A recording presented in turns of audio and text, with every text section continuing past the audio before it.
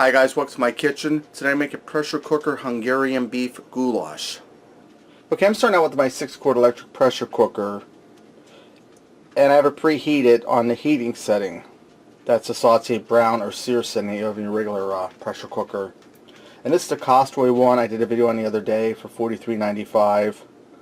I figured we'd take it out, kick the tires, take it for a ride and see how it runs. So I'm going to start out by adding in 4 slices of bacon that I cut into small pieces, and we're going to get them nice and crispy in there. And as you can see, this warmed up nicely. So I'm just going to fry my bacon in here till it gets crisp. Okay, now that my bacon's all brown and I pulled it out and set it aside, I have some cubed stewing beef here. I'm going to add this in here and brown it up in batches. And I left that bacon fat or grease in there because it really isn't that much. It's about 2 tablespoons. That will help to brown the beef. And it'll also add a good flavor to it. So I'm going to do this. I have 2 pounds of beef roughly. I'm going to do it about a pound at a time. So I'm going to get this in here and get it all nice and browned up in 2 batches.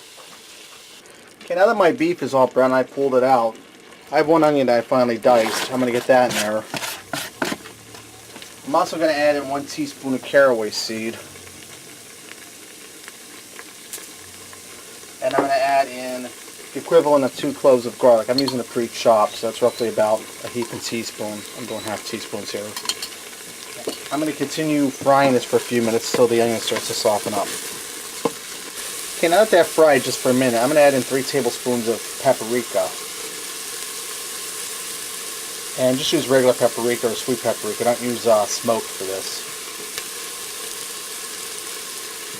Okay, that's about right. And I'm going to continue frying this for just another minute. Okay, now my paprika cooked in there for a few minutes. I have a half a cup of white wine I'm going to add in here. And I'm going to go ahead and scrape the pot down to get the little bits of goodness off of there. Now I'm going to add in a 14.5 ounce can of fire roasted tomatoes, juice and all.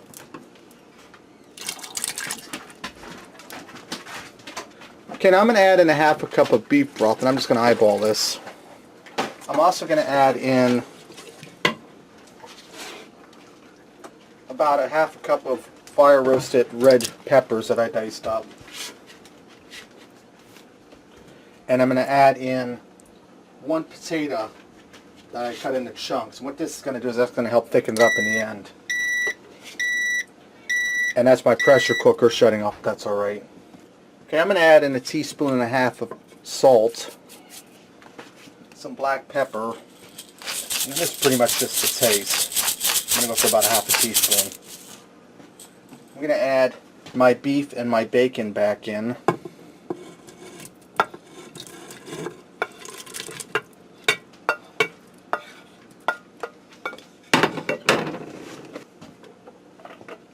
I'm going to seal my lid on here. Make sure we're set on airtight. And I'm going to set this to pressure cook for 15 minutes.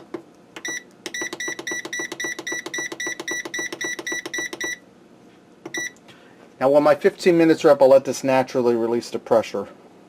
Okay, this is done. I'm going to go ahead and smash up that potato a little bit to help thicken this up. Let's go ahead and fix up a plate and see what we got. Okay, I went ahead and served this over white egg noodles. This would also be great over mashed potatoes or even rice.